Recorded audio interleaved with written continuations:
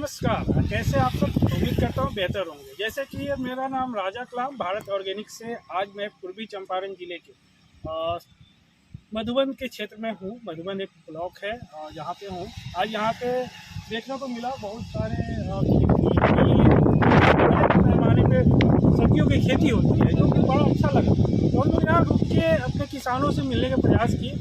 इनमें हमारे साथ कुछ किसान यहाँ मिले हैं और उसमें एक हमारे साथ भैया मिले, सुरेंद्र भैया, और जिनसे मैं बात करने का प्रयास करूँगा। जैसे कि इन्हीं का खेत है और कुछ बताएंगे कि यहाँ की खेती कैसे होती है, सब्जियों की खेती कितना परिपूर्ण है उनके आर्थिक समृद्धि के लिए, किसानों के लिए कैसे अपने आप को यहाँ किसान एक सब्जी की खेती करके पूरे साल भर अपने आप को, पूरे साल की जो आमदनी कर सकता है, वो एक बाहर मजदूर जाके अपने अच्छे से खासे सैलरी वो नहीं बना सकता जो यहाँ खेती सब्जी के करके कर सकता है। जिसमें ये रसायन तो करते ही करते हैं, रसायन के साथ ऑर्गेनिक भी करने का प्रयास कर रहे हैं। उसके बारे में भी कुछ हमने समझा है। अभी आते हैं भैया से बात करते हैं। नमस्कार। जी जी, क्या नाम हुआ आपका? मैं सुरेंद्र प्रसाद कुशवाहा, ग्राम तालीमपुर, थाना पोस्ट मधुबन, पूर्वी चंपारण का निवासी हूँ और मैं कृषि से जुड़े हुए कार्य से लगा रहता हूँ और इसी से मैं अपने परिवार का भरण पोषण अच्छे से करता हूँ। खेती बाड़ी में उसका प्रयोग करता हूँ और प्रयोग करने के में मैं खेती का फूल गोभी हुआ, बंद गोभी हुआ और अन्य साग सब्जी की खेती करता हूँ, मरचा वगैरह भी करता हूँ और धान की खेती, मक्का वगैरह की खेती। पूरे साल भर आप खेती से ही संतुष्ट रहते हैं और इससे हमें काफ़ी अच्छी आय प्राप्त होती है। तभी तो आप अपने सक्षम है, उस लायक हैं कि अपने बेटे को विदेशों में पढ़ा रहे हैं, बेटी अच्छे कॉलेज में पढ़ रही है। जी जी जी, बहुत अच्छा लगा आपका ये देख के। लेकिन एक चीज़ जानना चाहेंगे सर, और जैसे कि इस खेत काफ़ी का है, इसमें रोग लगने का कारण क्या है? बहुत बुरे तरीके से ये प्रभावित है। जैसे पत्ते पूरे इस खेत के बगल में जो बगल वाले खेत वाले हैं, मैं अपना जो दवा छिड़काव करता हूँ, लेकिन वे नहीं कर पाते हैं। वे कीड़ा पुनः वापस लौट आते हैं, आ जाते हैं, जिसके कारण मेरा ये फसल जो है बर्बाद हो जाता है। लाख कोशिश के बावजूद बगल वाला कीड़ा का दवा नहीं छिड़ पाता है, जिसके चलते ये सुधार में नहीं हो पाता। थोड़ा दिन के लिए सुधरता है, फिर जैसे का तैसे। इसमें आप क्या क्या प्रयोग करते हैं? जैसे इसमें जानना चाहेंगे, जैसे आप खेती कर रहे हैं तो इसमें आप खाद में कितना क्या क्या खाद देते हैं? खाद में रसायन देते हैं, जैविक ऑर्गेनिक खाद के ऊपर आप कितना प्रतिशत वो देते हैं? और इसके बारे में 15-20 किलो का कट्ठा पारस का जैविक देता हूँ। अच्छा। और DAP देता हूँ 3 किलो कट्ठा। पढ़ने से उपलब्ध हो नहीं पाता है हम लोग के पास, जिसके कारण उसका उपयोग नहीं कर पाता हूँ।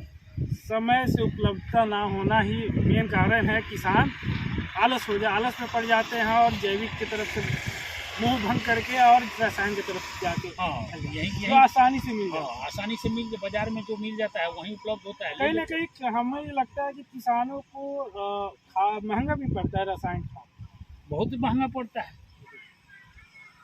जैविक ऑर्गेनिक अगर खाद किया जाए, वर्मी कंपोस्ट वगैरह का किया जाए, तो उससे जो जीवाणु उसमें से जो यदि होते हैं, खेत की उर्वरा शक्ति को काफ़ी बढ़ाएंगे, खुद ही बढ़ाते हैं वो। लेकिन रासायनिक से उर्वरा शक्ति छीन हो जाती है, जिससे फसल चक्र का गड़बड़ा जाना बिल्कुल लाजमी है। बिल्कुल। तो उम्मीद करते हैं कि आप वर्मी कंपोस्ट के बारे में जागरूक हैं, लेकिन आप उसका व्यवस्था बाजार में नहीं मिल पाती, इसके लिए आप इसके चलते उपयोग नहीं कर पाते हैं। तो आपको हम लोग अगर ऐसा व्यवस्था दें कि आप खुद से अगर वो वर्मी कंपोस्ट तैयार करें अपने एक साल हम लोग सहज स्वीकार कर लेंगे इस बहुत बढ़िया। हम लोग जल्द से जल्द प्रयास करेंगे कि सर के पास वर्मी कंपोस्ट का एक यूनिट पहुंचाया जाए कि एक इनके गांव में एक वो मॉडल सारे किसान देखेंगे कैसे एक छोटे यूनिट से साल भर का खाद तैयार करके हम अपने खेतों में भरपूर मात्रा में जैविक खाद डालें। वो ना कि बहुत सस्ता पड़ेगा, सबसे बड़ी चीज़ तो वो क्वालिटी खाद होगी। खुद अपने से किसान जब तैयार करेगा तो पूरा संतुष्टि रहेगा कि ये खाद वाकई बहुत ही फायदेमंद हमारे खेत के लिए। उम्दा किस्म का ऑर्गेनिक मैन्योर होगा जो वर्मी कंपोस्ट तैयार होगा। वो बिल्कुल उम्दा किस्म का आपका ऑर्गेनिक खाद वर्मी कंपोस्ट होगा, साथ में इसके साथ आपको वर्मी वाश तैयार कर सकते हो उसके साथ, जीवामृत, नीमामृत, जो इस फसल का ये हालत है, वो एज ए एंटीबायोटिक आप इसको समय समय पर 2 से 3 बार छिड़काव करते हैं। बहुत हद तक रासायनिक जो केमिकल दवा आपने डाला है उसका अंतर में वो ज़्यादा काम करता है। ऐसा होता है कि फसल यहाँ के जो कीड़ा है वो रसायन जो जहरीला जो आप दवा डाल रहे हैं उसको एडिक्टेड हो गए, मैंने आदी हो गए, हैबिचुएट हो गए, अभ्यस्त हो गया। तो वो आप कितना भी डाल रहे हैं तो वो सहनशील हो गया है, सहनशील हो गया, वो हाँ। सह ले रहा है। हाँ। और थोड़ा सा दवा का प्रारूप हाँ, प्रारूप चेंज किया जाए तो बहुत काफी बेहतर होगा। एक चीज सर आपसे सवाल है, जैसे किसान का धारणा बना हुआ है, अन्य किसानों का, जैसे आम लोगों का भी, कि खेती फायदे का सौदा नहीं होता, खेती करना मतलब नुकसान। तो इसके बारे में आप क्या कहना चाहेंगे? क्या वाकई खेती से इंसान अपने जीविकोपार्जन, अपने उन्नति, अपने को समृद्धि ला सकता है, या फिर वाकई ये घाटे का सौदा ही है? नहीं, ये घाटे का व्यवसाय नहीं है। ये अगर लगन निष्ठा के साथ इस खेती को किया जाए और अच्छे किस्म के रासायनिक को छोड़ के वर्मी कंपोस्ट, ऑर्गेनिक मैन्योर को अपना करके और सही फसल की चयन, सही फसल का चयन कर करके और उससे अधिक किया जाए तो किसान विकसित हो सकता है, उसका परिवार विकसित हो जाएगा और अच्छे जीवन यापन जिंदगी को जी लेगा, जैसे कि हम लोग जीते हैं। बिल्कुल, बहुत जैसे कि आमतौर पर किसान धान और गेहूं लगाते हैं, तो मुझे नहीं लगता धान गेहूं में बहुत ज़्यादा आमदनी का। नहीं, वो तो आमदनी पेट भी सही ढंग से पोषने का काम होगा, लेकिन उससे विकास का काम नहीं।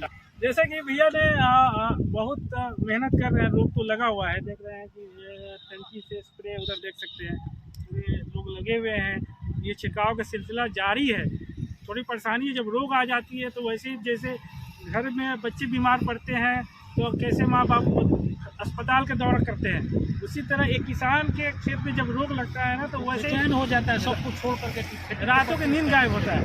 वो ऐसे ये चिंतित है, लगे हुए हैं कि इसको कैसे कैसे सुधार किया जाए। उम्मीद करते हैं कि इनके खेत की फसल सुधार हो, ये हमसे जुड़े और स्पेशली जैविक प्रणाली के तरफ एक मधुबन में हमारे अच्छे एक किसान मित्र के रूप में ये जुड़े, बेहतर करेंगे हम लोग। इसी के साथ इस वीडियो को यहीं पे खत्म करते हैं। आप साथ जुड़े रहें, ज़्यादा से ज़्यादा शेयर करें, ज़्यादा से ज़्यादा इस जागरूकता को और अन्य किसानों तक पहुँचाएँ। इसके लिए बहुत बहुत धन्यवाद।